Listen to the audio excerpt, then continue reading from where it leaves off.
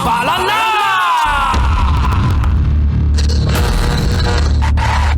Ang tambalang kumikinang. Coliala and Diego Bandido. Ang kwento. Mula sa mahiwagang burnay. Mula sa mahiwagang burnay.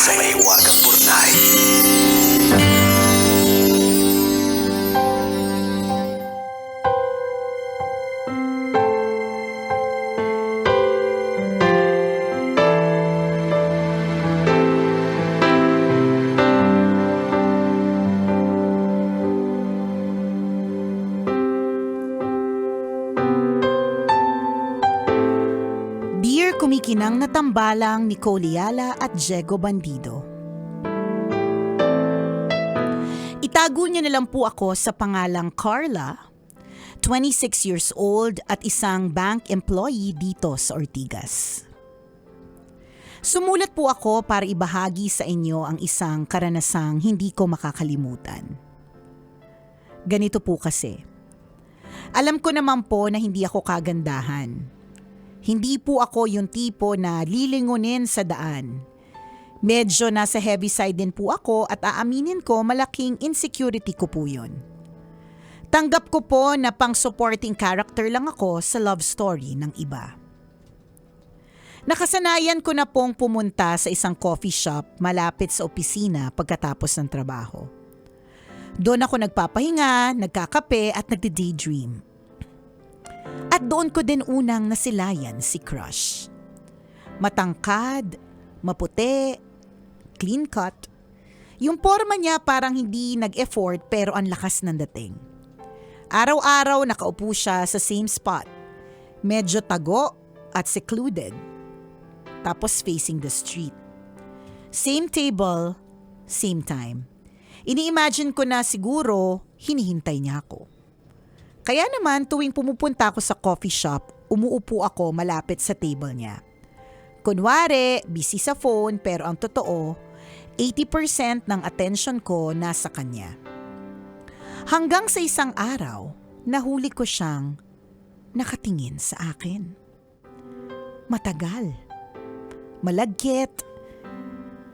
Na-conscious nga ako na nakakaubo na. Kunwari may nakabara sa lalamunan ko kahit wala.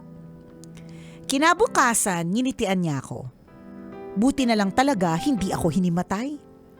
Nang sumunod na araw, lumipat na siya sa table ko kahit wala namang nakaupo sa usual spot niya.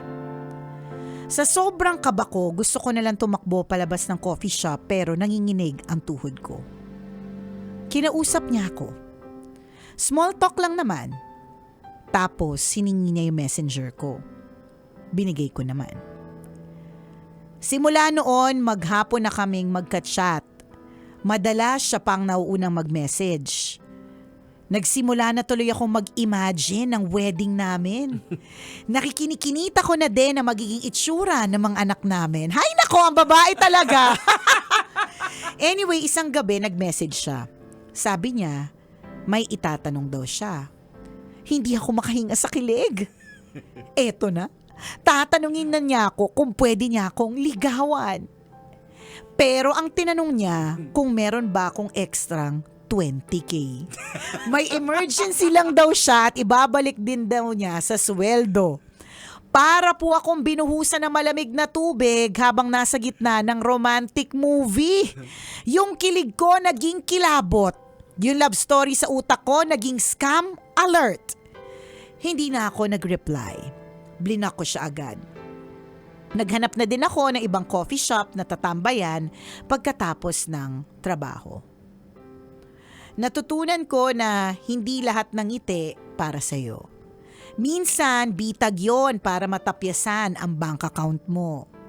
Hindi din porke may pogi na biglang pumasok sa buhay mo, ibig sabihin siya na ang sagot sa prayers mo. Minsan, siya pala ang pagsubok. Okay lang naman kiligin, pero mag-isip din. Salamat po sa pagbasa ng sulat ko at sana po ay may natutunan ang mga listeners ninyo. Ang inyong kumikinang na tagapakinig, Carla.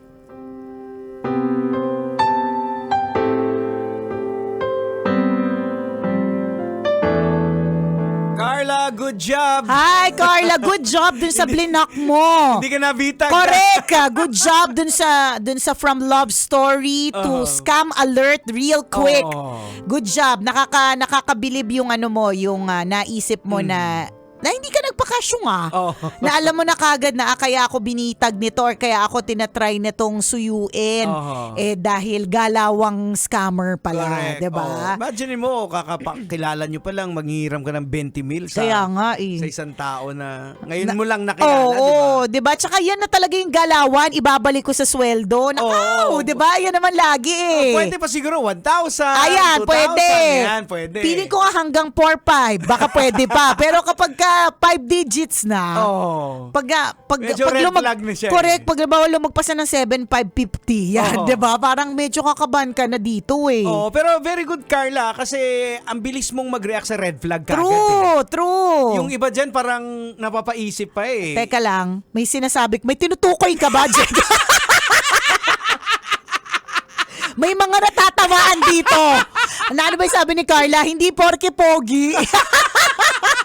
Love life na agad. Yung iba dumadating bilang pagsubok. Naku, nakakaloka talaga. Hindi, pero totoo. Totoo yan. Very good talaga si Carla. Kasi may mga ibang tao, yes, katulad ko, 'di ba, na pagka pogi, iisipan ka agad. Lalo na kapag halimbawa, peg mo siya. O kaya yung matagal mo siyang inimagine. 'Di ba? Tingnan mo tong si Carla, 'di ba? Ilang araw niyang nag-overthink na siya, umabot na siya sa mga itsura ng mga anak 'di ba? Pero still, bumalik pa rin siya dun sa sa tamang state of mind na teka, kakakilala lang namin tapos naghumihiram na agad. Correct. Red flag ito. Ganon, 'di ba? So, ganun dapat gayahin natin si Carla Yan. na pag once na may red flag. Correct. Paano din, alalay lang. Actually, ito nga si Carla, wala nang alaalalay ganun inutangan mo ko, block agad. Kasi lipat agad ng coffee shop. Sabihin man natin mali yung interpretation mo. Kasi kung totoo nga talagang may gusto yung tao sa'yo, para sa'yo, hahabulin ka nun 'Di ba? It's a win-win situation Kaysa pagbigyan mo red flag, okay, sige, yaan mo na. Kinagat mo. 'Di ba? Tapos the next day, hindi na siya matagpuan. Sa ibang coffee shop na siya tumatambay. Correct, tumatambay, naghahanap na ng bagong bibiktimahin.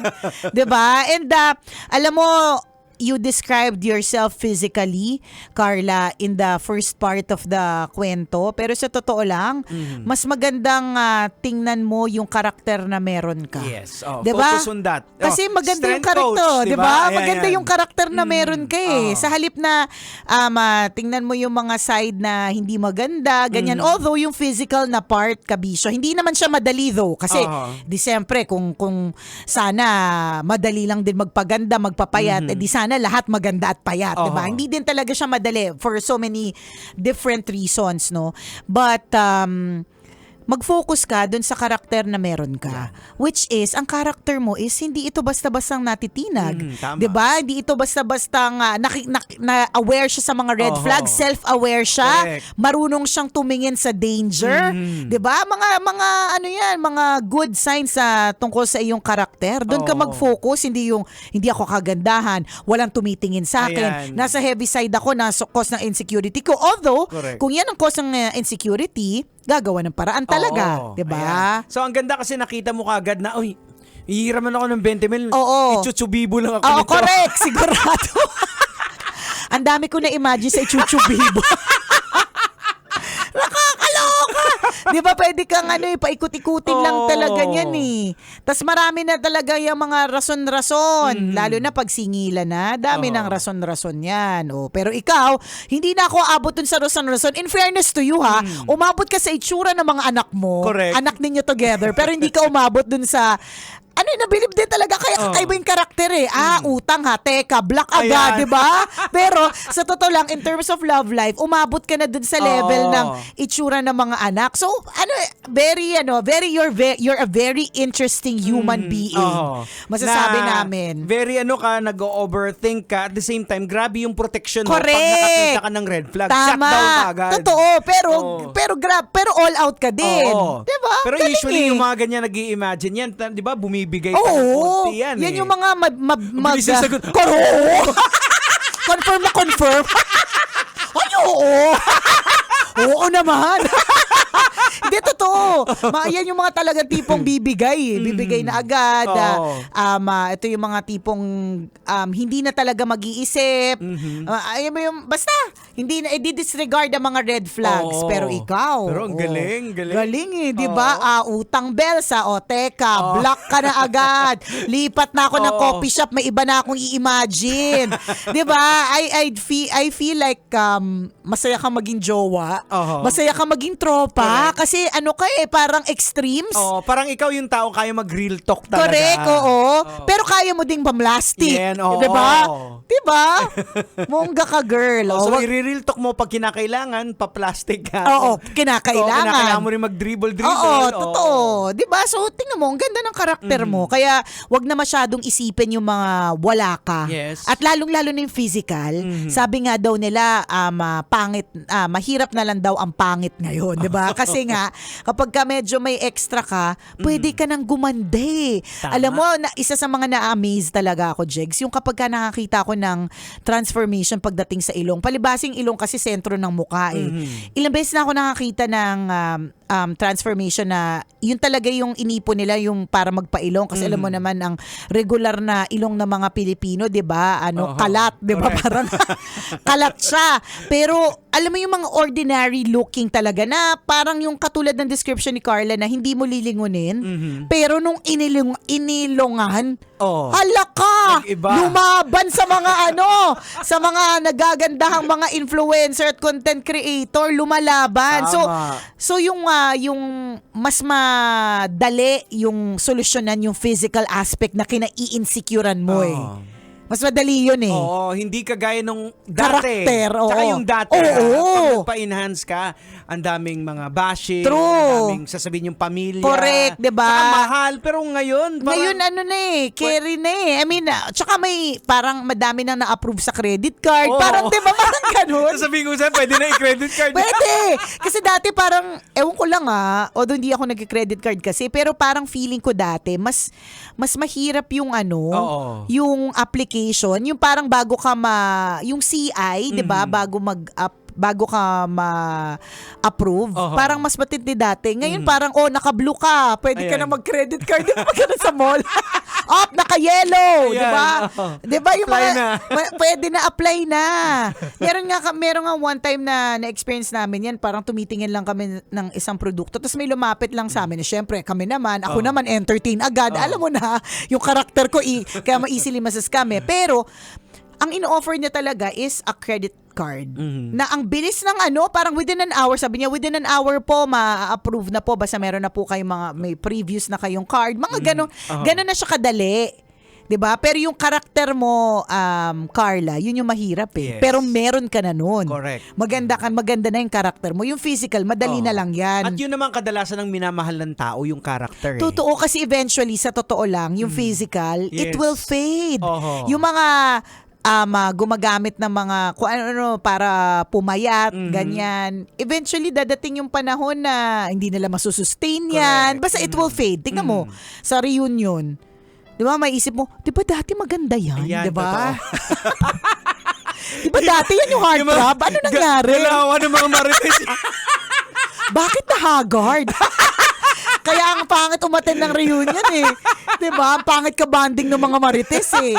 'Di ba dati bakit parang napagod? Ano nangyari sa kanya? Nalosyang, 'di ba? Samantalang dati, 'di ba, lagi yung Reyna Emperatriz. Tapos ngayon nalosyang. Anyari? Siguro hindi nakapili ng sinasabi ko na nga ba, 'di ba? Yung physical, it will fade. 'Di ba? Pero yung character mo, Character will it will stay. stay. Yes, oo. So we're very, very happy for you. Salamat for sharing, Ayan. Carla. At bata ka pa, Carla. You're 26 years old.